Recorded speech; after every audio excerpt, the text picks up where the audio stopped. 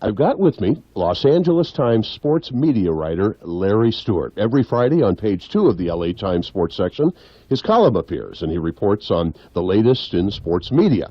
So while I have Larry here, we wanted to get his thoughts on who he feels are the best LA and national sports media figures, and that includes play-by-play men, analysts, sports talk hosts, newspaper columnists, among others. And Larry, it's certainly nice to have you here. Thanks for coming. Oh, it's great to be here. Thanks for having me. Terrific. Let's start off by getting a little background on yourself. Where are you from? How'd you get into sports newspaper writing and arriving at the LA Times, etc.? Go ahead. Well, I'm from Central California, small farming community in the San Joaquin Valley. Went to Fresno State, but when it came time to go out for the football team, I was a little small, so I started writing in high school through college, and pretty much it's always what I wanted to do. And being from Central California, I always wanted to work for the LA Times. In May, it'll be 29 years, and before that, it was 8.5 years at the old LA Herald Examiner. Fabulous. Isn't that a great story? We're taping, by the way, on Saturday, February 24th of 2007. All right, Larry, I wanted to start off by asking, get your opinions on who you think are the best local sports TV coverage people here in Los Angeles. Which channel do you think is the best as far as highlights and sportscasters go? Well, I find I usually watch Channel 4. Rogan's been there a long time. Of course, Channel 2 has Sports Central, and they've got the combination of Channel 9 and Channel 2 and all those resources and different people. So, they do a good job, as does Channel 7. So it's pretty close race. Yeah, it's always competitive, and I know people come and go a lot. Fred Rogan and Jim Hill have certainly been constants. Yeah, I think I'm always looking for constants and people that have done it for a long time, and you feel more comfortable. And you get news directors that say, "Oh, we got to make a change." Well, a lot of times a change is not a good thing in broadcasting. Absolutely, and I'm glad you brought that up. It's happened to me a few times, that's for sure. Been on that end. Well, how about local sports talk radio hosts in Los Angeles? Who do you feel are the best there? Well, they moved Lee Hamilton, who I was always thought he was solid. They've kind of reduced him to just the weekends at 570. There's some of them that again, we're talking about change, and why not just leave well enough alone? And it seemed like program directors at radio stations can't do that. Yeah. We had Joe McDonnell and Doug Krikorian for a long time, and people liked them or didn't like them, and then they made a change. And 710 ESPN Radio keeps making changes. Absolutely. And I'm just a traditionalist. I like, I mentioned Lee Hamilton. I've always been a fan of Hacksaw, and I've even heard you interviewed on Lee Hacksaw Hamilton's show. Didn't I also hear he was on KOGO down in San Diego, wasn't he? No, I don't think so. Okay. He's always been on 570 right. And whatever they call it, Extra Sports. It's mainly, they keep changing names. That's another thing I don't understand. But, Hartman's been around for a long time, but he keeps changing partners. I thought it would work with he and Chet Forte. He and Bill Wendell made a good team. Now he's with Michael Thompson and Vic the Brick, and that show gets a little crazy at times. Sure, certainly. Nationally, I think Dan Patrick is the best.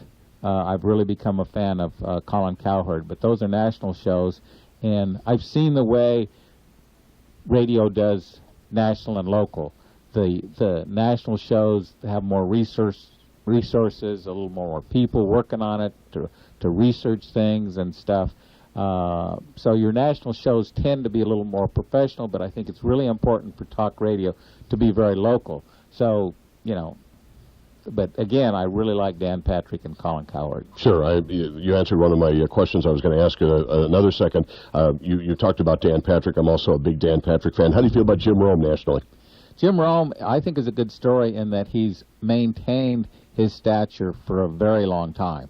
And that you got to give him a lot of credit. You're in radio; it's hard to do. It's hard to sustain that. So I give Rome credit for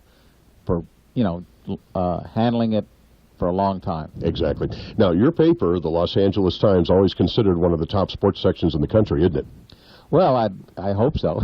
Yeah. Newspapers, it's like radio. It's not the greatest profession to be in right now because people are going to the internets and different modes of getting their information. And so we're struggling along with with radio and other newspapers. How do you feel about other Los Angeles area newspapers? You know, I think they're pretty good. Orange County Register, Yeah. Riverside, Long Beach. I don't live in Orange County, so I don't see the Register too often, but they have good writers, as the L.A. Daily News. The Long Beach Press-Telegram, you know, has Doug Krikorian and Bob Kaiser, two top writers that I used to work with at the old L.A. Herald-Examiner.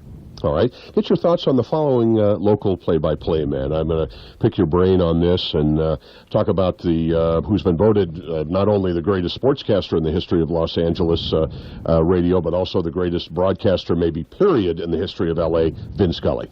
Well, I think you can expand it beyond L.A. He's probably the greatest broadcaster in the history of the United States, sports broadcaster. You know, you could argue, I know New Yorkers might say Mel Allen or a few others, but Vin Scully gets my vote as the best announcer I've ever heard. And I agree with you 100% on sports broadcasting. He is just terrific, and of course he comes from New York, started in Brooklyn, and came out here when the Dodgers moved out here in 1958, and Vin is just solid, and I hope he does it until I don't know when, but I certainly hope that he can go a few more years. How about Chick Hearn, a real icon, isn't he? Yeah, but totally different than Scully. Yeah. He had, you know, his Chickisms, and he wasn't as polished as Scully, but people loved him, and I think that came to fore when he first had the heart surgery and the streak ended, and then he fell and broke his hip, and the outpouring of affection for him and the media coverage that he got when he died. I wrote a story for TV Guide. I said the coverage that Chick Hearn's death got was probably as much as any person ever in Los Angeles. It was page one headlines for 5 days. Absolutely, I agree. And so it's just huge. He was huge. I feel that when you look at Scully, I think Scully is more the national figure. He's more for all of baseball, whereas Chick Hearn, I think, is much more local, just for Los Angeles and the Lakers. You don't think of him as much nationally as you do Scully, but still, Chick Hearn is an L.A. icon. Yeah, he's like Johnny Most in Boston. Right. You know, if you put Johnny Most out on a network, people would go, wait a minute, what's... There's a steal by bird! Isn't that something? And I don't think Chick... His style might well, not reach the national audience.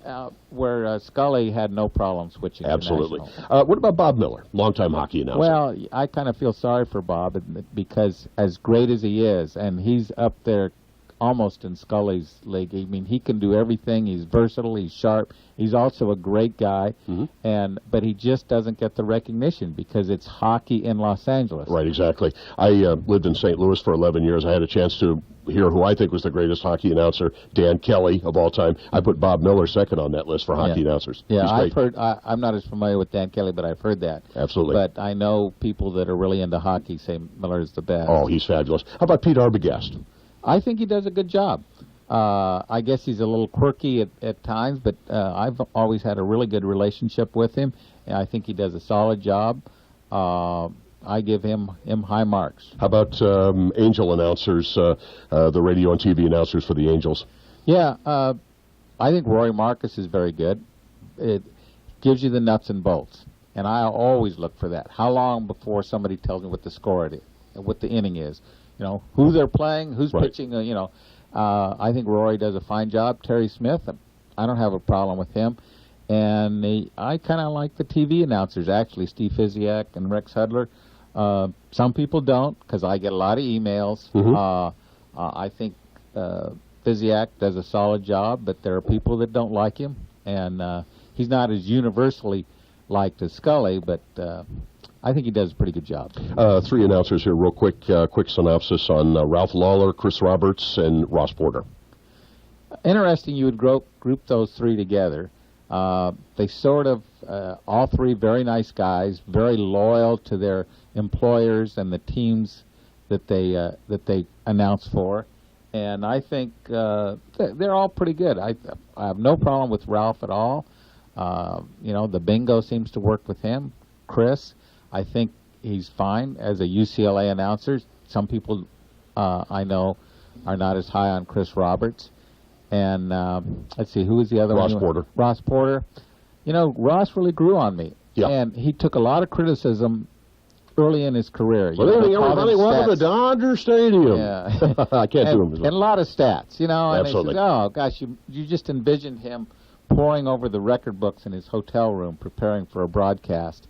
And but, you know, he grew on you, and he was very popular, and I think the Dodgers made a big mistake by getting rid of him. But I tell you what, the Dodgers have kept the greatest one. Well, hi, everybody, and welcome to Dodger Stadium, the Dodgers and the Cardinals. One thing that Vince Scully always says, I love the guy, he says, well, the Dodgers and the Cardinals, two of the great rivals in all of sports since 1900. The Cardinals have won 943, the Dodgers 930, or something like that. He gives that stat. You do a pretty good impersonation there. I won't try that. I won't try that. He is the best. All right, let's move on to quick synopsis. Give me your 3 or 4 greatest moments in L.A. sports history, the ones that turn you on the most in all your years at the Times and the Herald-Examiner. Well, the easy one is the Kurt Gibson home run. Always comes up first. You know, but my personal one, because I was at that World Series game as well.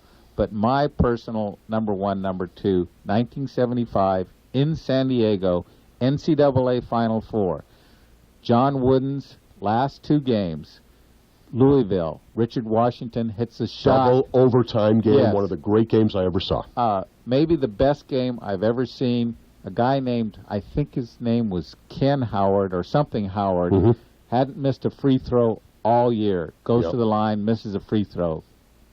That way, I think the game ended up going, like you say, was it double overtime? It was double overtime in San Diego, and then they beat Kentucky in the championship game. And they beat Kentucky pretty good, which was an upset because they had that big front line. So back-to-back, there's 1, 2, and then Kurt Gibson would be 3. Everyone mentions that Gibson home run. I know there's a lot of other great moments. I know you covered the 1984 Olympics. I was sure something, wasn't it? Yeah, that was a great time. We worked our tail off at the L.A. Times.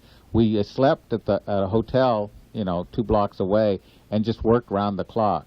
All right. And, my family went out of town, and they were worried about all the traffic congestion, and it wasn't bad at all. Yeah, there you go. It was a great moment, and of course Los Angeles. I did get a chance to take the family to one of the day of the track and field. I just thought that, I wanted them to remember that they had been to the '84 Olympics. And I'll tell you, that was sure a great moment for the city. All right, switch on to national scene now as far as sportscasters. I want you to give me your thoughts on who you think are the best hosts on pregame and postgame shows, as well as anchors on shows such as ESPN SportsCenter and Fox Cable. You just want me to pull the names? Yeah. That's kind of tough because just give me your who do you think are the best hosts? Well, I think James Brown does a good job. I think that's shown because he did very well with Fox. He handled that. He was a traffic cop there and did very well. Now he's over at CBS, and they've kind of closed the gap there a little bit. So I think JB, as he's known, and another great guy, gets some credit there. I think Jim Nantz is both a very good host and a very good play-by-play guy. He's shown that he can do both roles equally well. Greg Gumbel, another guy that can do both roles very well.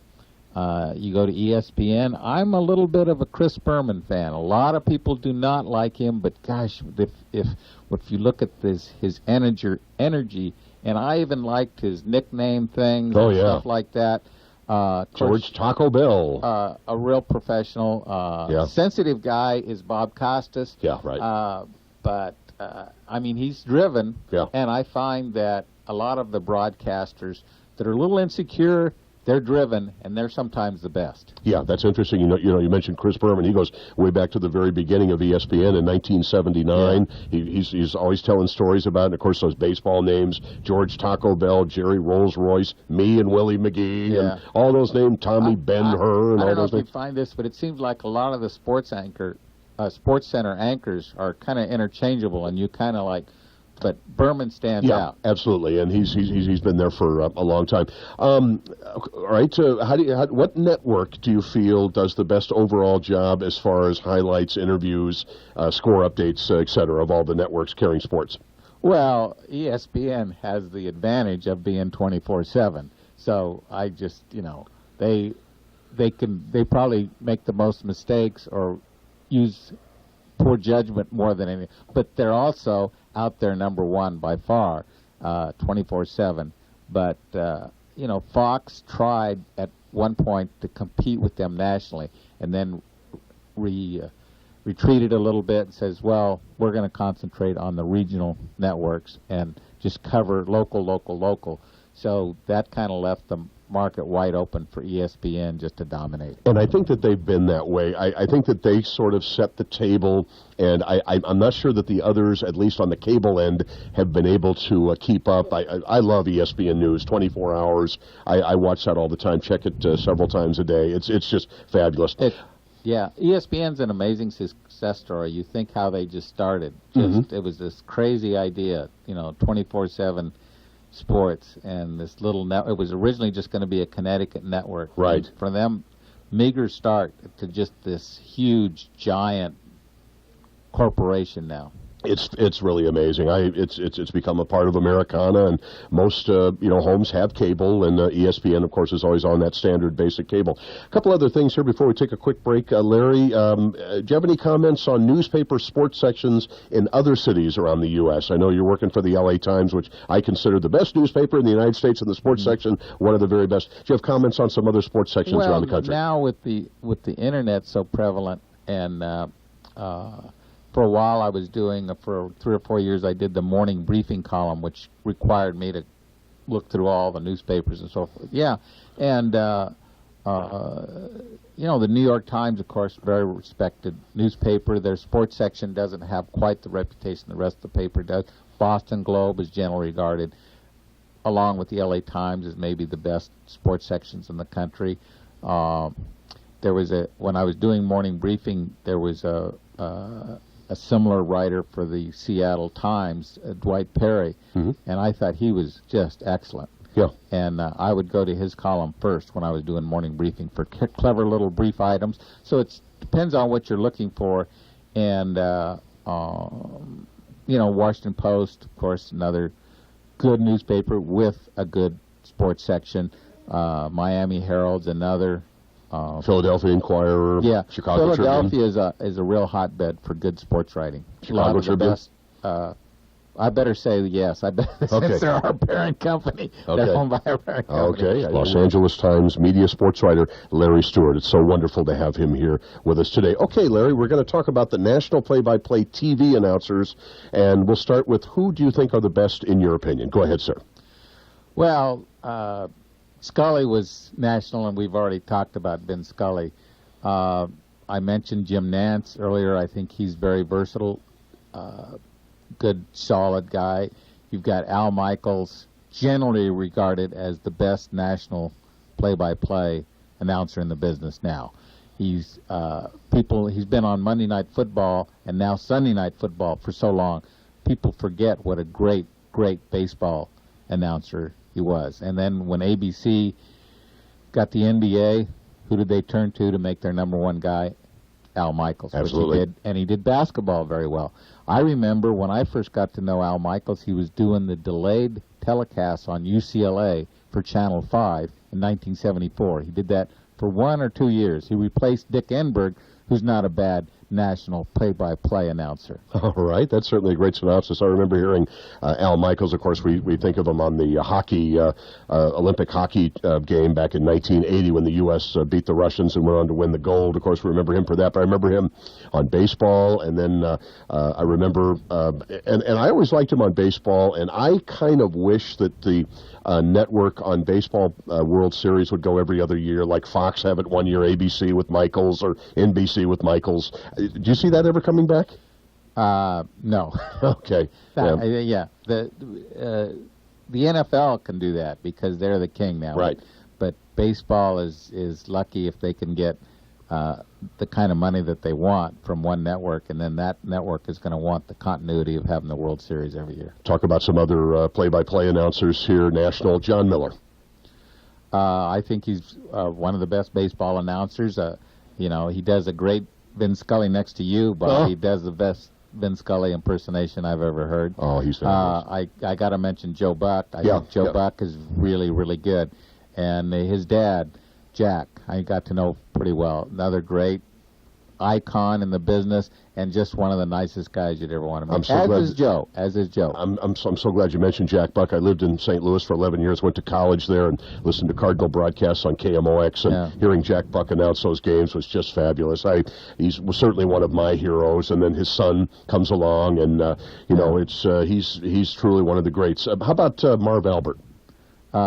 There's another very good, solid announcer. I thought after his troubles there a few years ago that he might not come back to be one of the top guys, but he has.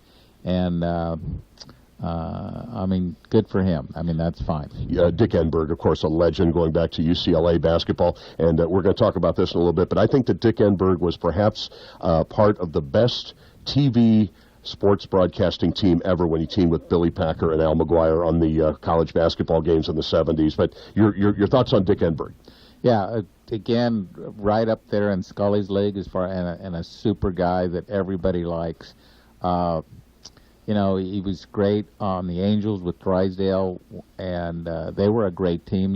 They also did the Rams on radio. Absolutely. Drysdale and Enberg for quite a few years. Very, very versatile announcer, bright guy, and right up there among one of the greats. How about Brent Musburger? Brent wears on you a little bit. It's amazing that he's managed to stay on top for so long. Not that he hasn't had some valleys along the way. Right. 1990, CBS fired him.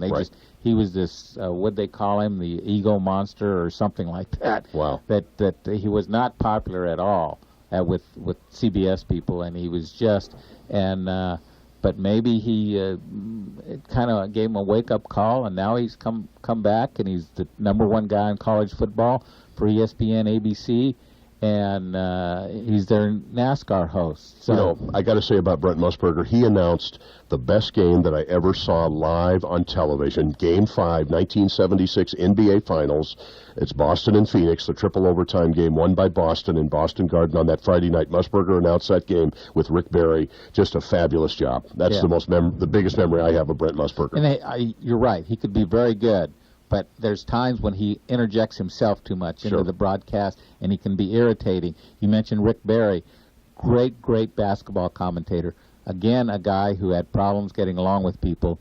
And I remember his boss at CBS years ago said it was either get rid of Rick Barry or he's going to lose a lot of other people. But I think Rick has matured over the years and maybe toned it down a little bit, got humbled a little bit. He's up at KNBR in San Francisco, I believe. And does a good job. Yeah, I've heard him up there. A couple other quick announcers here. Harry Carey and Kurt Gowdy. They announced, I remember, the 1968 World Series for NBC. Your thoughts on those two? Well, Harry is this legend in Chicago, and before that, St. Louis, that I don't think would play on a national level. Kurt Gowdy, of course, did maybe more big events than any announcer, and I was always a huge Kurt Gowdy fan. In fact, I came close to writing a book with him way back in the mid-'70s at one time. How about that? That's really amazing. Talk about these analysts here real quick. Of course, when you got I've always thought, now I know Madden gets all the praise, and he's as good an analyst probably as ever, but I've always liked Billy Packer as the best analyst in sports. How do you feel about that? I can understand that argument.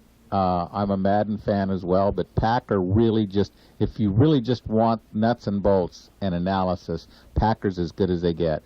Madden's got a little bit of shtick to him. Another football commentator I've really grown to appreciate and like is Dan Dierdorf. Okay. I think he's underrated. He was with the St. Louis Football Cardinals, and I remember him starting in St. Louis back about 1984-85 after he retired from the Football Cardinals. He was actually doing hockey games with Dan Kelly on KMOX. Dan Dierdorf was, and this was before he went to Monday Night Football. He also worked with Jack Buck on Cardinal football games. Tim McCarver, best baseball analyst, do you think, or did you go with Joe Morgan? Well, I like them both, actually. McCarver, for some reason, gets a lot of criticism from fans and media people for talking too much. But, he's prepared. He gives you inside information. He's probably the best at first guessing that in baseball. He can really almost predict what's going to happen. Of course, he does talk quite a bit, and he's opinionated, so there's times when he might say something that deserves some criticism. And then there's the guy who set the tone for everybody, Howard Cosell. You can call me mean, brash. I'm all of those things. Your thoughts on Howard? Yeah, well, he was all of those things and stuff. He was actually much more obnoxious in person than he was on the air. Really? Oh, yeah. And he did not like sports writers. And when I dealt with him, I was a young sports writer. And, I had my run-ins with Howard Cosell. We don't have enough time for me to tell you all my Howard Cosell stories. Oh, my gosh. Okay, give me who you think are, I mentioned who I thought was the best ever in Enberg, Packer, and McGuire. Give me your 3 or 4 greatest broadcasting teams in the history of sports television. Well, you hit on one of them. I think McGuire, Packer, and Enberg at NBC would be one of them. Was it? Way back, Dizzy Dean, and was it Pee Wee Reese? Okay, with the baseball. Yeah. That's right. I liked Gowdy and Tony Kubek on the national game, and I was younger then, so I was influenced. Scully, you think of mostly working by himself, which he always does with the Dodgers, but he and Garagiola made a really good team. Madden, Summerall have to be in there. How about, here's one for you, the first Monday night football team of Keith Jackson, Howard Cosell, and Don Meredith on ABC. Yeah, it's hard for me to heap praise on Cosell because I don't think I can be totally objective because he was such a bad guy. But you know what? I give it to him. His shtick worked. Right. And people loved him or hated him, and he became very famous, very wealthy. And I said to him once, Howard, why can't you just enjoy your fame and your wealth and your recognition and people? And he just shot back at me, you don't understand how I am persecuted. You don't talk to me like that, son. Anyway, okay, quick question here. How do you feel? Do you like a 2-man booth or a 3-man booth? How do you feel? I generally go with the 2-man booth. Okay. The 3 can work. We mentioned Gifford, Meredith, and Cosell. We mentioned Enberg, Packer, and McGuire. Those work, but generally speaking, I like the 2-man booth. We just have a minute left here, Larry. It's been wonderful to have you here. I'm talking to Larry Stewart, the sports media columnist for the Los Angeles Times. Answer 2 questions for me. Tell me where sports TV coverage is headed, and tell me where newspaper TV or where newspaper sports coverage is headed. Well, I hate to say it, but it's probably one word: internet. Mm-hmm. I think you're going to see more and more video streaming. People going to the internet, people walking around with handheld devices and watching events, using those handheld devices to get their information. Not me, I'm a traditionalist. I like to sit in front of a TV, and I don't think people are going to sit in front of a computer and watch sports. I think, but it's all going to be all in one. Your monitor is going to be your TV set. Quick 2-word question here: when is the NFL returning to LA? Long time. Long time. It's going to be a while, huh? Yep. I've been talking with Larry Stewart of the Los Angeles Times, a sports media columnist, and I want to thank you very much for listening. Any comments or suggestions on the presentation you just heard, please call 818-780-2270. 818-780-2270. Or you could email jalindstrom25@gmail.com. Thank you.